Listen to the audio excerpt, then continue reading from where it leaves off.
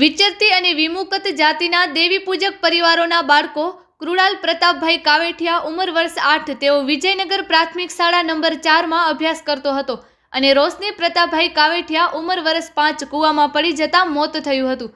મોતને ભેટનાર બંને બાળકો ચૂડા વિજયનગર મટુમાના મંદિર પાસેથી રમતા રમતા ક્યાંક નીકળી ગયા હતા ત્યારે તેમના પરિવારના લોકો તથા અન્ય ઉપસ્થિત લોકોને બાજુમાં આવેલ ગાંડા બાવળની આડમાં ભાડ્યા કૂવામાં પડી ગયા હોવાની પ્રબળ શંકા જતા આ બાબતે શોધખોળ હાથ ધરી હતી ત્યારે જાણવા મળ્યું કે તેમના પરિવારના જ ભાઈ અને બહેન એમ 2 બાળકોના મોતથી પરિવારજનો પર આભ ફાટી પડ્યું હતું।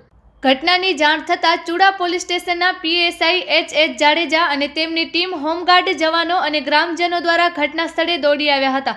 ત્યારબાદ કૂવામાં પાણી વધારે હોવાથી તેને ઊંચેલી મૃતકોની બોડીઓને બહાર કાઢવાની કામગીરી હાથ ધરવામાં આવી હતી અને મૃતકોની બોડીઓને ચૂડા સરકારી હોસ્પિટલ ખાતે પીએમ માટે ખસેડવામાં આવી હતી ત્યારે ચૂડા પોલીસે વધુ તપાસ હાથ ધરી છે। Report by Mahipatbhai Metaliya, Chuda, Surendranagar. બેન ચૂડા છે, બોલું શું ઘટના બની? કાલ 4:30 વાગે છે મારા બાબા પડી ગયા હતા કૂવા, છોકરી છોકરો બે બેન બાબો બે પડી ગયા કૂવામાં અને જીવાય બી જતો રહ્યો।